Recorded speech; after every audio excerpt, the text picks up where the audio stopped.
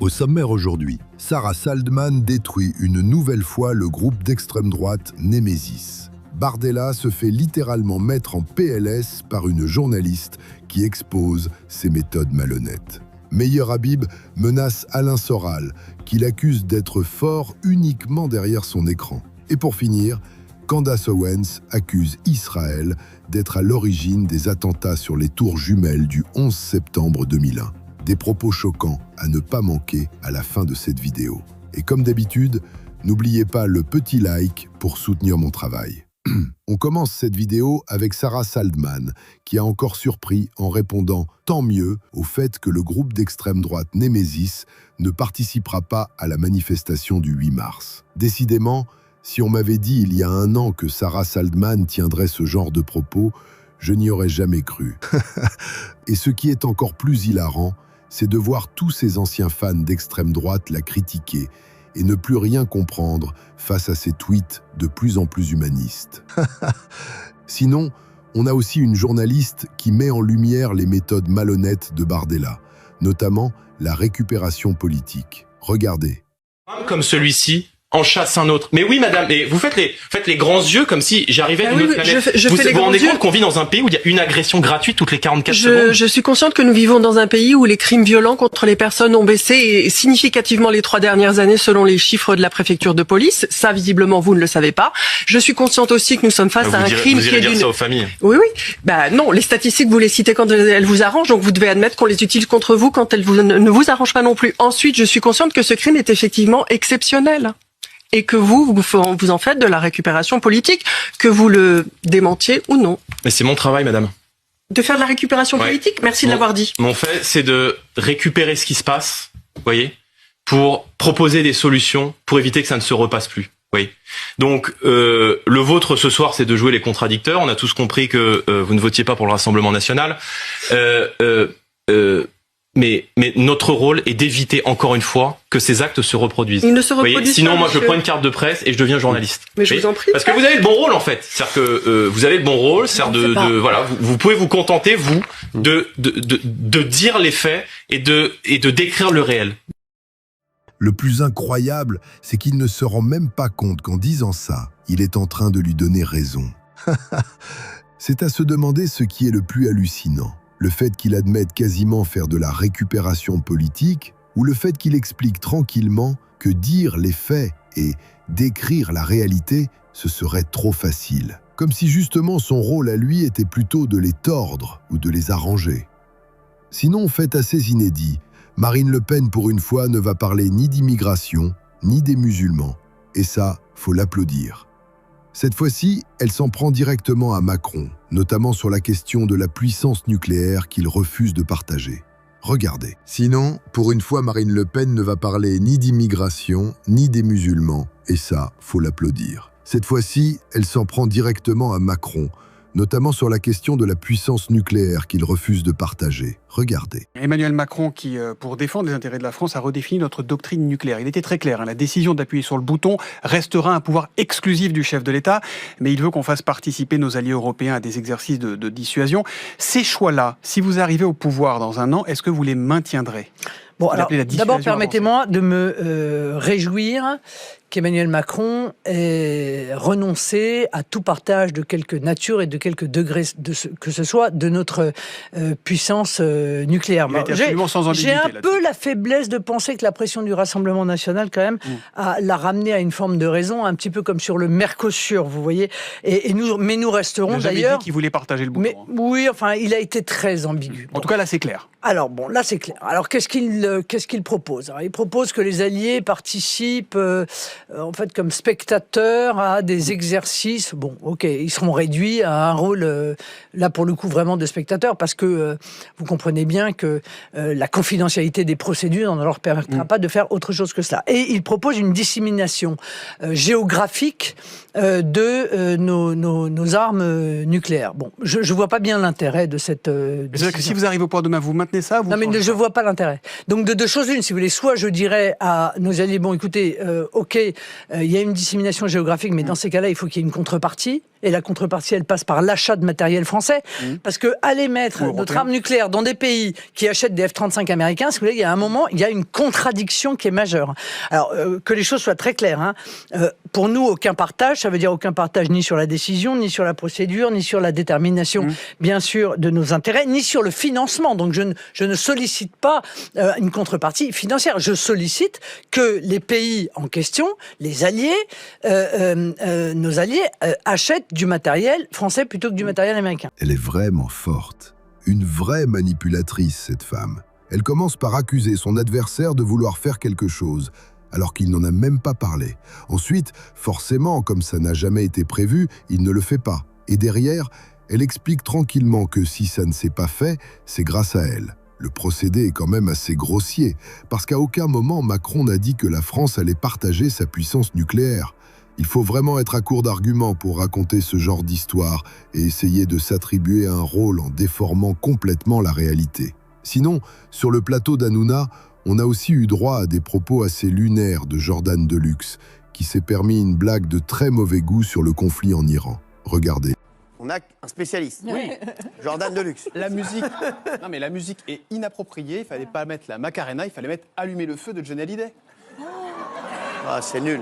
Ça t'amuse? C'est nul. Bah, c'est ça t'amuse. La guerre, c'est pas allumer le feu, la guerre. Ça t'amuse, la guerre? C'est nul. Bah, ça m'amuse pas, mais c'est la vérité. C'est nul. Et c'est voilà, exactement. pas chaud. Bah, tu veux que je te dise? J'étais pas d'accord avec Raymond à cause de ça.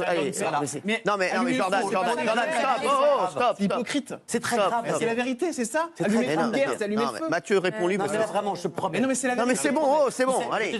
Franchement, cette émission devient vraiment pitoyable. L'animateur, comme les invités, c'est affligeant.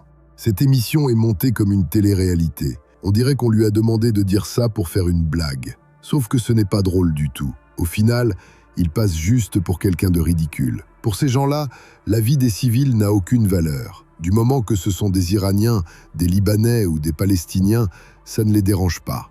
Et en parlant du conflit au Moyen-Orient, beaucoup de Français sont aussi touchés, notamment des Franco-Israéliens bloqués à Tel Aviv, qui demandent à la France de les rapatrier. Regardez. Bah écoutez, moi c'est un peu compliqué là actuellement, donc ma situation en fait, moi je suis venue ici suite à un décès, donc je suis venue pour 2 jours, j'habite à New York et je me suis retrouvée bloquée, j'avais mon avion pour le samedi matin, juste avant que l'attaque commence, donc là je suis bloquée à Tel Aviv, c'est très compliqué, il faut absolument qu'on nous rapatrie, je ne sais pas ce que la France attend, non mais je ne comprends même pas ce qui est en train de se passer, c'est-à-dire que quand est-ce qu'ils vont nous rapatrier? Vraiment, c'est une vraie question. On n'a aucune information, moi j'ai appelé le Quai d'Orsay, donc le Quai d'Orsay m'a dit que pour l'instant il n'y a aucun vol qui a été prévu, à part ce vol qui a eu lieu depuis Sharm el-Sheikh. Moi on m'a appelé pour me faire rentrer dans ce vol, mais on m'a appelé hier à minuit et demi, 1h du matin, pour me dire voilà, à 8h il faut que tu sois à Eilat. Donc je vois pas comment en pleine nuit je me rends à Eilat, surtout sous les missiles, parce qu'il faut quand même prendre en compte que, admettons, je trouve un moyen de m'y rendre, s'il y a un missile qui tombe, je sais pas ce qui se passe. Donc je comprends pas qu'est-ce qui est fait, qu'est-ce qu'on attend. Vraiment, je suis dans une situation de flou total. Ils sont nationalistes pour un pays quand tout va bien là-bas. Mais dès que ça devient le chaos, ils se sentent tout de suite beaucoup plus français. Entre ça et les influenceurs à Dubaï, c'est quand même dingue. En parlant d'Israël, le sioniste Meir Habib s'est violemment emporté sur X après une pique d'Alain Soral qui disait en gros que les Juifs grossissent tous avec le temps. Comme d'habitude, Meir Habib s'est empressé de répondre avec son argument habituel, antisémite. Il est même allé jusqu'à menacer Alain Soral. Visiblement, il n'a toujours pas compris la leçon après le jugement face à David Guiraud qu'il a perdu.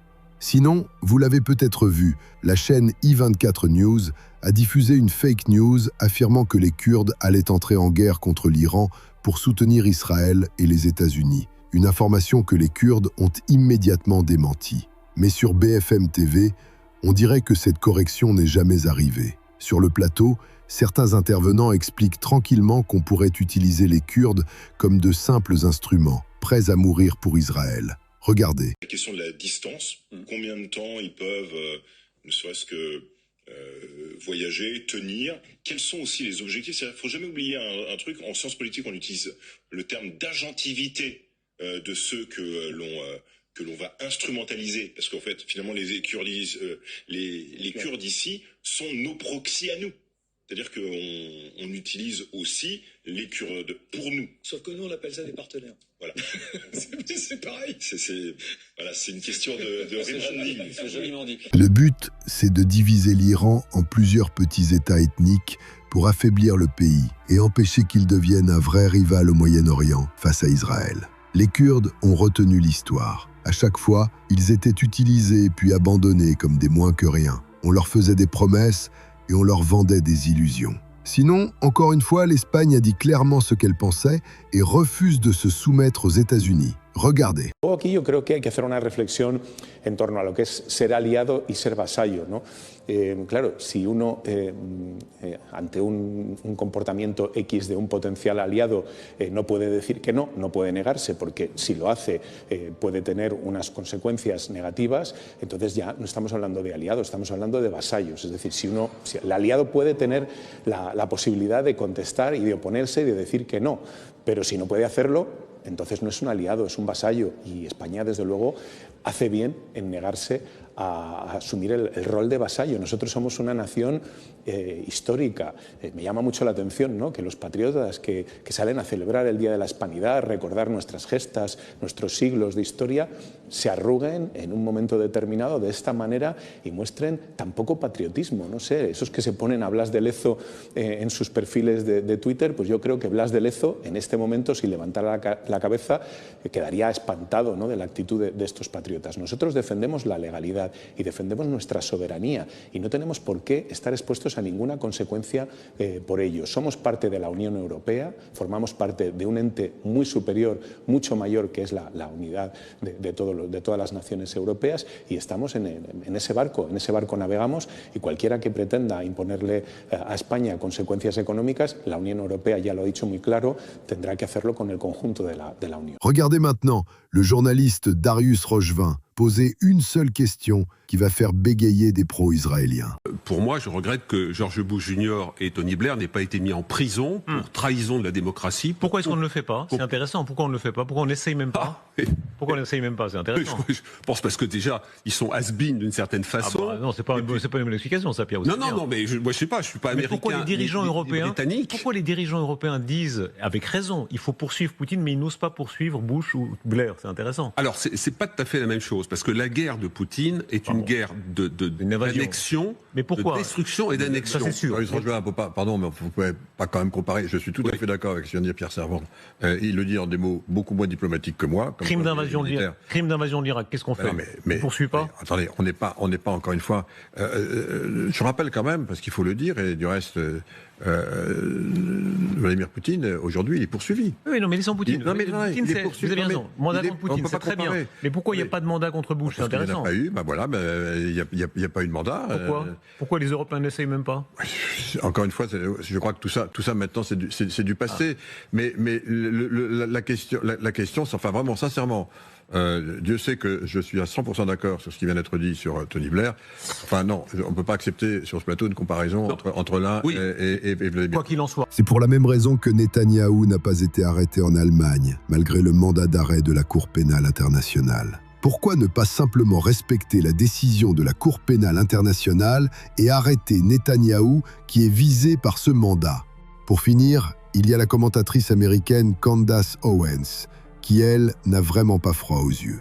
Elle s'est directement adressée à Netanyahou en disant « Vous avez assassiné 3000 Américains le 11 septembre ». Si on s'intéresse vraiment au sujet et qu'on regarde à qui ces événements ont profité, certaines choses posent question. Par exemple, elle rappelle aussi qu'environ 2 semaines avant les attentats, le propriétaire des tours jumelles avait souscrit une assurance contre le risque d'attentats terroristes au cas où les tours seraient détruites. Et après les attaques, cette assurance lui a rapporté énormément d'argent.